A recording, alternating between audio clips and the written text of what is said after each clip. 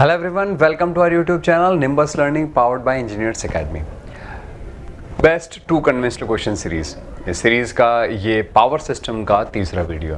इस वीडियो के अंदर अपन प्रीवियस लेक्चर के अंदर जो हमने देखा था एक क्वेश्चन जो आपको सॉल्व करना था, उसके सोल्यूशन की बात करेंगे और अगले दो क्वेश्चंस की भी बात करेंगे जो आपको करने।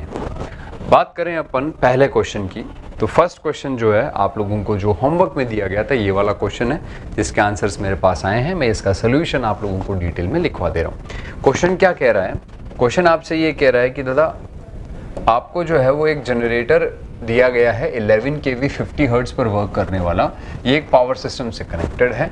तो एक जनरेटर है जो 11 kV 50 हर्ट्ज पर वर्क कर रहा है, एक पावर सिस्टम के अंदर कनेक्टेड है। इस जनरेटर के अंदर आपको क्या करना है? इस जनरेटर के अंदर आप लोगों को सिस्टम के इंडक्टेंस के बारे में बताया गया। मतलब जनरेटर का इंडक्टेंस दे रखा है 10 मिली हेनरी और उसका जो कैपेसिटेंस है वो दे रखा है 0.02 माइक्रोफैरड। और ये कैसे दे रखा है? पर फेज के रिस्पेक्ट में दे रखा है। तो आपको क्या कैलकुलेट करना है? आपको कैलकुलेट करना है मैक्सिमम वोल्टेज किसके अक्रॉस? सर्किट ब्रेकर के across at a instant when the current passing through the zero.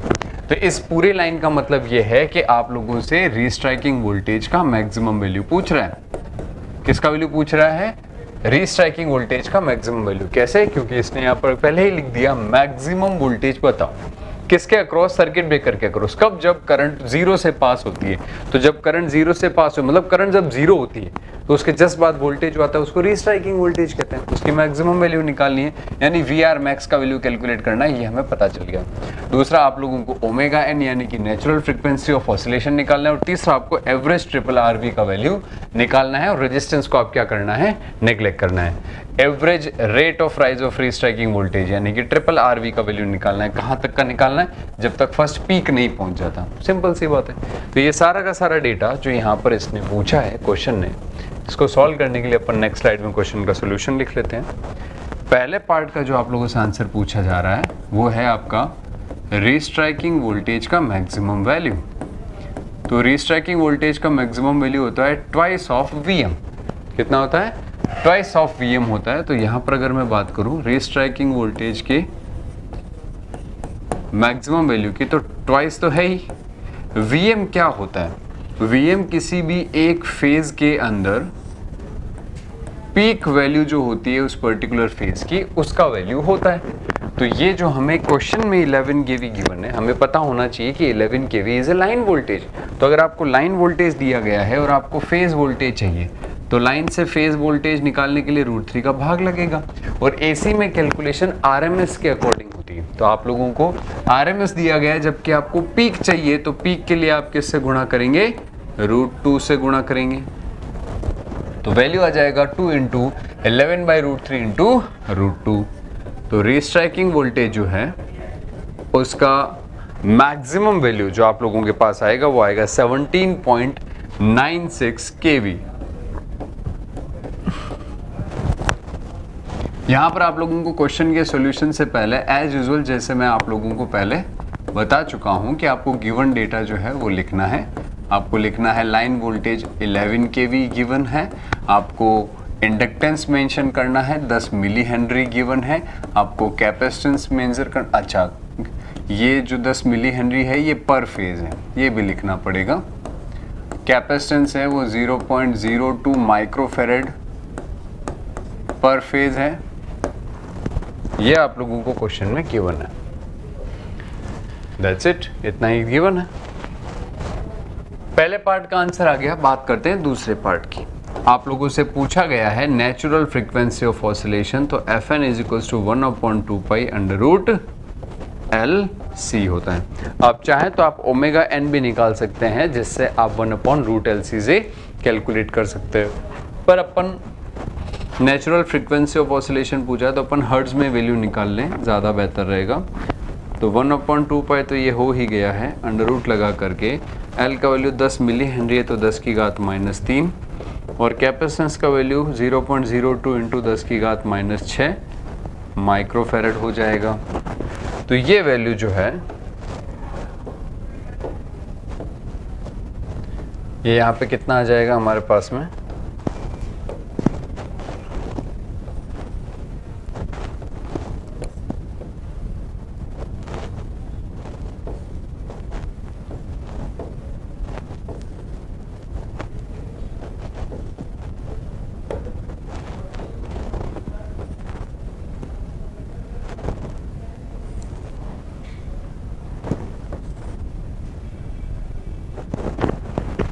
इस वैल्यू को जब आप सॉल्व करेंगे एफ एन का वैल्यू यहाँ से जो मिलेगा वो आपको मिलेगा 11.254 किलो हर्ट्ज।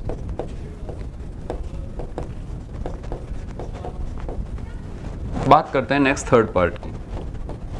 आप लोगों को पूछा गया है एवरेज ट्रिपल आरवी का वैल्यू बताइए, rate of rise of restriking voltage. तो उसका वैल्यू होता है 2 Vm अपॉन रूट LC। कितना होता है? 2 Vm upon pi root LC। ठीक है, तो ये एवरेज ट्रिपल आरवी का फॉर्मूला होता है। आपने कभी नहीं देखा है तो आप इसे याद रखें हमेशा के लिए कि एवरेज ट्रिपल आरवी का वैल्यू जो है वो 2 Vm upon pi root LC होता है। 2 Vm पाई रूट LC सब कुछ, सारी की सारी वैल्यूज हमें पता है, इन सब को हमें पुट करना है। तो यहाँ पर वैल्यू आ जाएगा 2 Vm का वैल्यू 11 बाई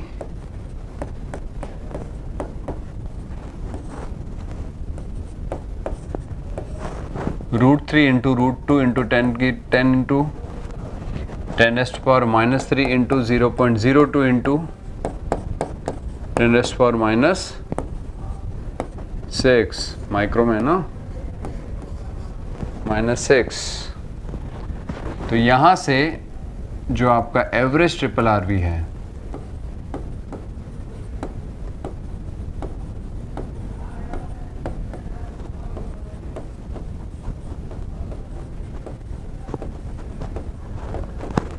इसका वैल्यू इसको सॉल्व करने पर मिलेगा आपको 0.404 kV अपॉन माइक्रो सेकेंड। मैंने पहले से कैलकुलेट किया हुआ है ताकि आप लोगों के सामने दोबारा कैलकुलेट करने पर समय व्यर्थ ना हो, मिट जाता था। kV upon micro second. Sir ये ऐसा ही क्यों लिखा? ट्रिपल आरवी का वैल्यू हमेशा kV अपॉन माइक्रो सेकेंड में ही दिया जाता है, इस चीज का बरखुरदार ध्यान रखना। Triple RV will always be given by kV upon micro seconds.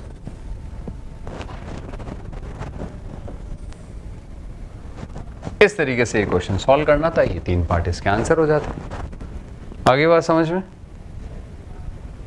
क्या सुनो? चलिए आगे चलते हैं नेक्स्ट आज के सवाल पर। क्वेश्चन नंबर 2 जो कि आज का हमारा पहला सवाल है, वो तो होमवर्क था। ये कह रहा है कि एक फिलामेंट लैंप है जो कि 200 वाट का है। ये 200 वाट का लैंप सस्पेंड किया गया है 5 मीटर की हाइट पर जमीन से। तो ठीक है, इस चीज को अपन ड्रॉ कर लेते हैं। एक फिलामेंट लैंप ले लेते हैं, ये लो एक फिलामेंट लैंप ले लिया, उसको अपन ने गिवन डेटा लिख दिया, सॉल्यूशन।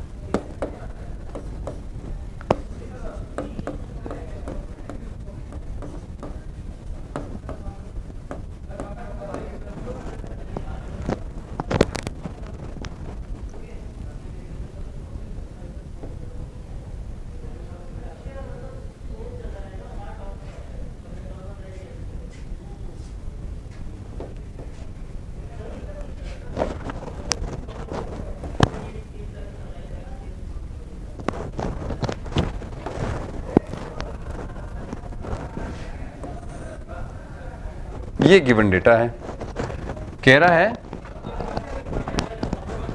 कि फिलामेंट लैंप है 200 वाट का और वो सस्पेंड किया गया 5 मीटर की हाइट पर। वो एक यूनिफॉर्म इल्यूमिनेशन दे रहा है 4 मीटर के डायमीटर के एरिया में। तो इसका मतलब क्या है? इसका मतलब ये है कि आपका ये जो डायमीटर है ना,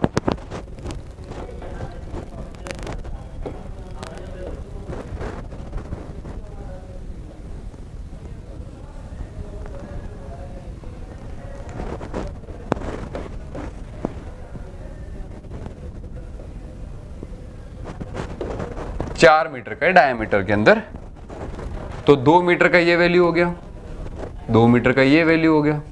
ये लाइट ऐसे चारों तरफ एक समान रूप से आ रही है बाबा, इस तरीके से।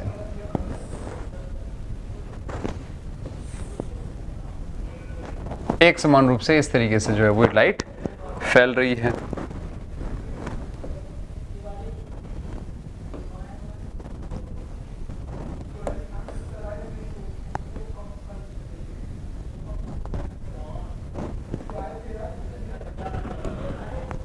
तो ये यहाँ पर जो है हमने क्वेश्चन के अकॉर्डिंग डेटा प्रिपेयर कर लिया कि ज़मीन से फलाना ऊंचाई पर एक फलाना लैंप लगा हुआ है।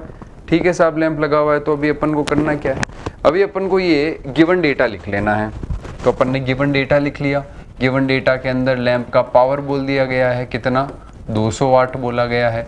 फिर आप लोगों को हाइट बोला गया है, जो आप लोगों ने 5 मीटर आपने हाइट इस डायग्राम में ड्रॉ कर लिया है। ये आपका लैंप है, ये आपने डायग्राम में लिख लिया है। ये आपका एरिया है जो आपने जो है वो डायग्राम के अंदर लिख लिया है। अब और क्या डेटा दिया गया है, आपसे कह रहा है कि एज्यूम करें रिफ्लेक्टर का एफिशिएंसी 80% है और आपका लैंप का जो एफिशिएंसी वो 0.89 वाट पर सीपी है।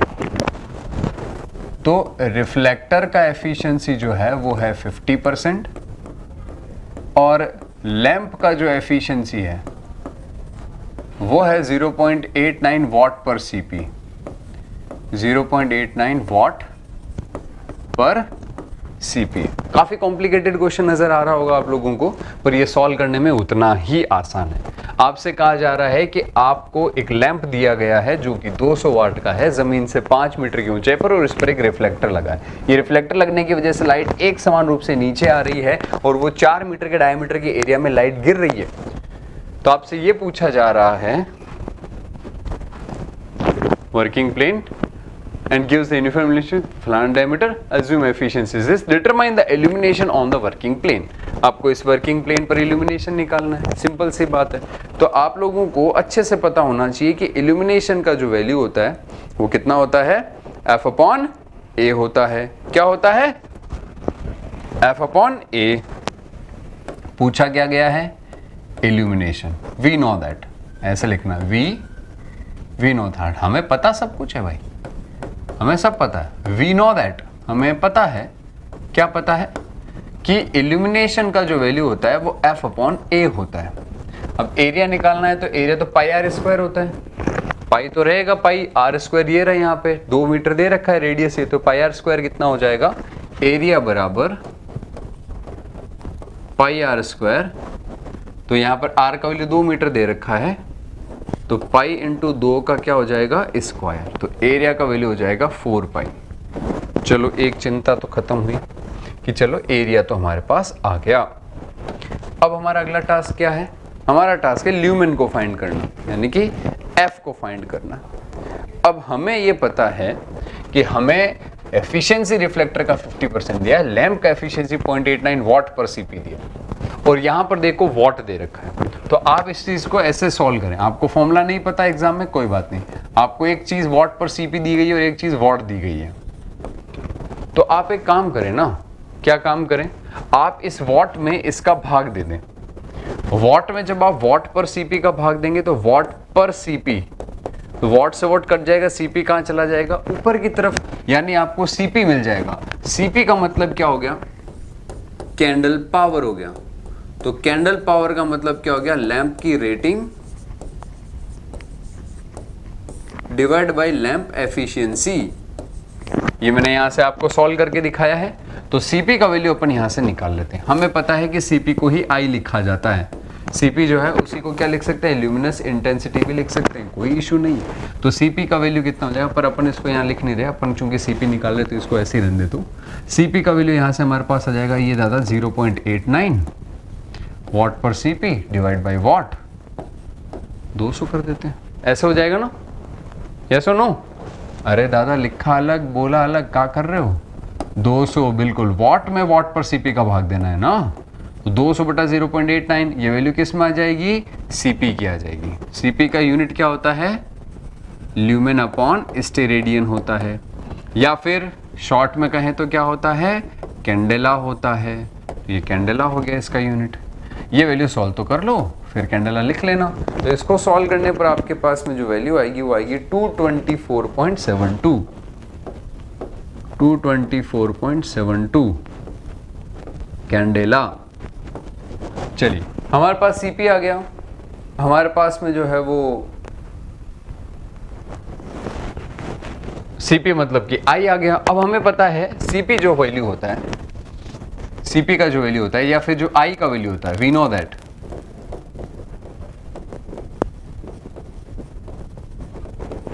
Cp जो कि I के बराबर है, इसका फॉर्मूला होता है F अपॉन ओमेगा। कितना होता है?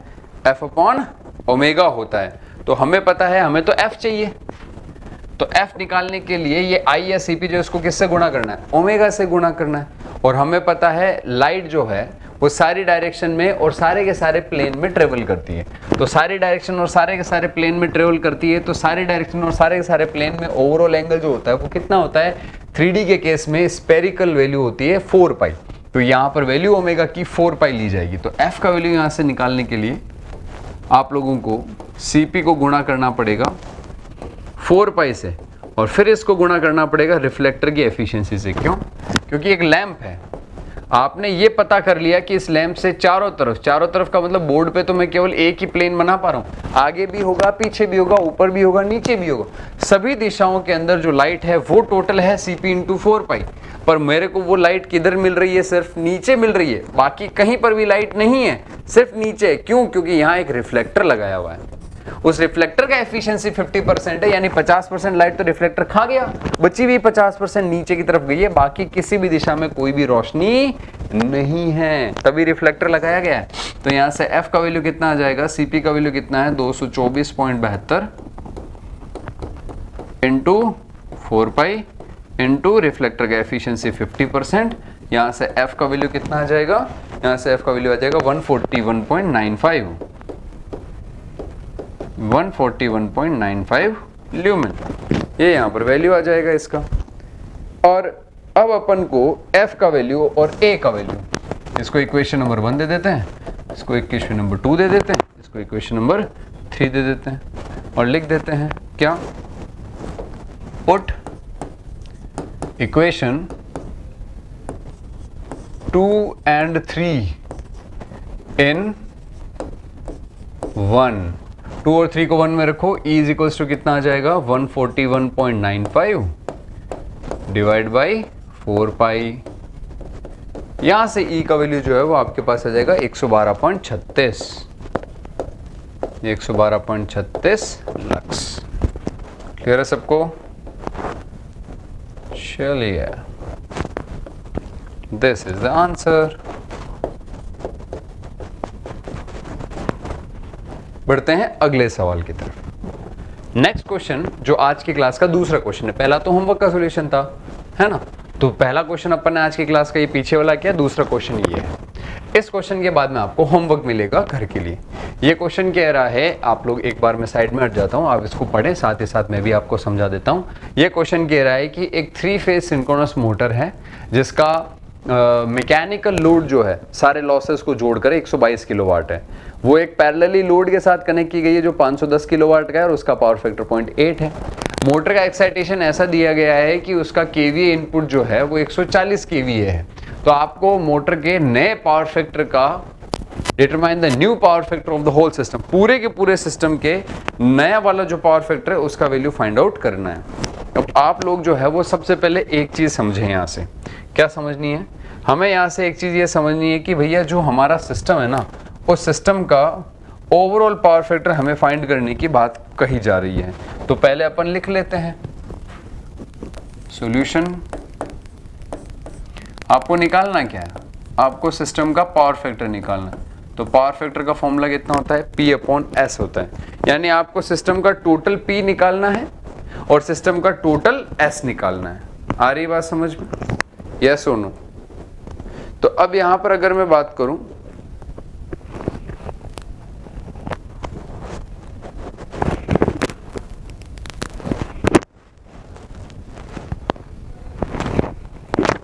P की बात, तो P की बात में देखो, सिंक्रोनस मोटर का P 122 और लोड का P कितना है? 510। तो यहां पर सीधा सीधा पता चल रहा है कि P का वैल्यू कितना हो जाएगा? 122 प्लस 510, ये हो जाएगा यहां पर आपका 632 किलो वाट। 632 किलो वाट आपके पास में ओवरऑल P का वैल्यू आ गया। अब आपको चाहिए Q, कौन सा? ओवरऑल। तो आप लोगों को ये पता होना चाहिए कि सिंक्रोनस मोटर का Q और हमारे सिस्टम का Q इन दोनों के Q को जब जोड़ोगे तो Q आ जाएगा और p square plus Q square को करोगे तो आपको ये मिल जाएगा S का वैल्यू। मतलब ये कि इस P को हम ऐसे भी लिख सकते हैं, सॉरी इस S को हम ऐसे भी लिख सकते हैं p square plus Q square का अंडर रूट। दैट मीन्स हमें क्या करना है, दैट मीन्स हमें यहां पर P का वैल्यू तो मिल चुका है, हमें Q का वैल्यू फाइंड करना है। Q किसका, पूरे सिस्टम के Q का वैल्यू फाइंड करना है। तो पहले अपन सिंक्रोनस मोटर का Q निकाल लेते हैं। तो Q जो है सिंक्रोनस मोटर का वो हो जाएगा S square minus P square.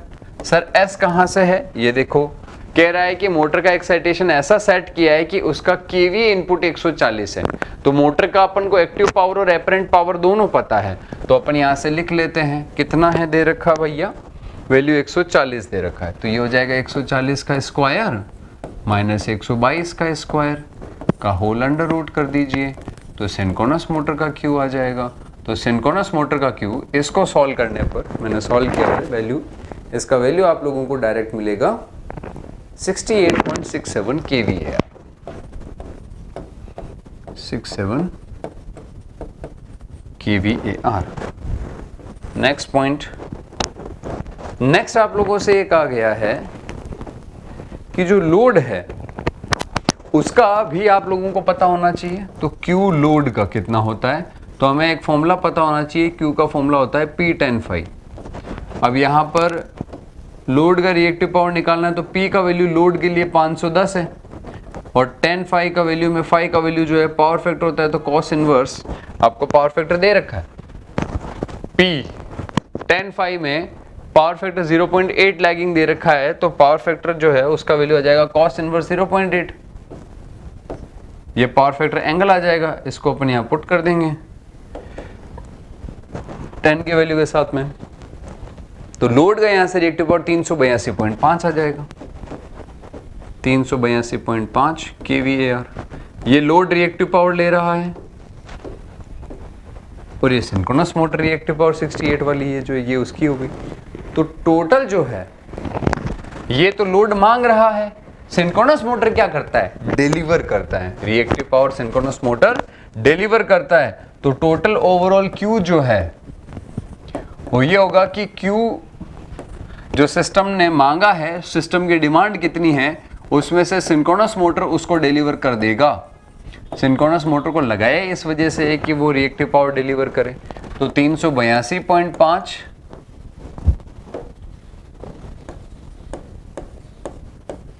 Minus 68.67 कर देंगे, तो नेट रिएक्टिव पावर जो सप्लाई की जा रही है सोर्स के द्वारा उसका वैल्यू आ जाएगा 313.83 kVAR।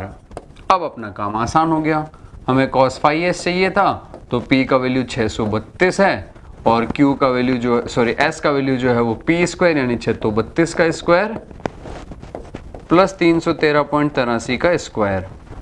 ये P square plus Q square का अपन ने क्या ले लिया, अंडर रूट। ये S का वैल्यू आ जाएगा, यहां से सॉल्व करने पर वैल्यू आ जाएगी 0.8956।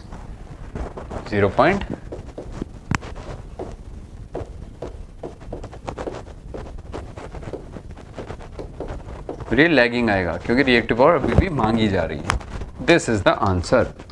तो हमने क्या किया, हमने कहा कि हमें सिस्टम में ओवरऑल पावर फैक्टर निकालना है। तो ओवरऑल पावर फैक्टर मतलब ओवरऑल P और ओवरऑल S। ओवरऑल P में दो जनों का था, सिंक्रोनस मोटर का और लोड का, तो इन दोनों को जोड़ा, टोटल P आ गया। S के लिए P स्क्वायर Q स्क्वायर कर दिया, P तो पता है, Q निकालना है तो Q दोनों का अलग अलग निकाला। सिंक्रोनस मोटर का Q निकालने के लिए SV स्क्वायर P स्क्वायर को घटा दिया और अपने लोड का Q निकालने के लिए अपन ने P tan phi कर दिया। दोनों वैल्यूज को अपन ने यहाँ पर जो है वो देखा कि लोड तो रिएक्टिव पावर मांगेगा और synchronous motor reactive power deliver करेगा, तो दोनों का सब्ट्रैक्शन किया, तब नेट वैल्यू मिल गया और उस वैल्यू को अपन ने यहाँ पुट करके और फाइनल आंसर निकाल लिया। इस प्रकार से आप इस क्वेश्चन का सोल्यूशन कर सकते हैं। क्लियर है? अब बात करते हैं आज के होमवर्क की। तो ये क्वेश्चन है आपका होमवर्क। एक मिनट, ये लीजिए, this is your homework. Clear?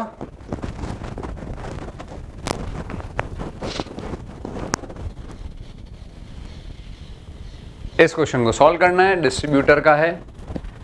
जाते जाते आपको एक बात बता दूं कि आप एसएससी जेईएन की मेंस की टेस्ट सीरीज ज्वाइन कर सकते हैं। ये तीनों ब्रांचेस के लिए अवेलेबल है। 11 दिसंबर से स्टार्ट हुई है। टोटल 10 टेस्ट हैं जिसके अंदर आपको फुल लेंथ और सब्जेक्ट वाइज पेपर मिलेंगे। ये टेस्ट सीरीज आप ऑनलाइन हमारी वेबसाइट onlineengineersacademy.org पे जाके रजिस्ट्रेशन करके वहां से परचेज कर सकते हैं। इसका ऑफलाइन में फीस है 1000 रुपए और इसका ऑनलाइन में जो फीस है वो है 499 रुपीज। आप ऑनलाइन में पेपर को डाउनलोड करके प्रिंट निकाल के लिख करके री अपलोड करेंगे, हमारे पास कॉपी आ जाएगी, हम चेक करके उसका रिजल्ट अपलोड कर देंगे और आपकी रैंक भी वहां पर शो होगी। ऑनलाइन ऑफलाइन दोनों स्टूडेंट्स की कंबाइंड मिलाकर के रैंक शो होगी।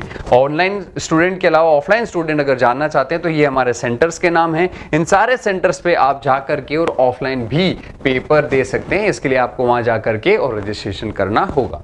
तो इसके लिए इस वीडियो के अंदर इतना ही। नेक्स्ट वीडियो के अंदर इस क्वेश्चन का जो सॉल्यूशन है वो भी कराएंगे। तब तक के लिए स्टे ट्यून्ड। निम्बस लर्निंग है फ्यूचर की तैयारी। If you really like the video, please hit the like button, share the video, subscribe to our YouTube channel and press the bell icon for the latest updates. Thank you.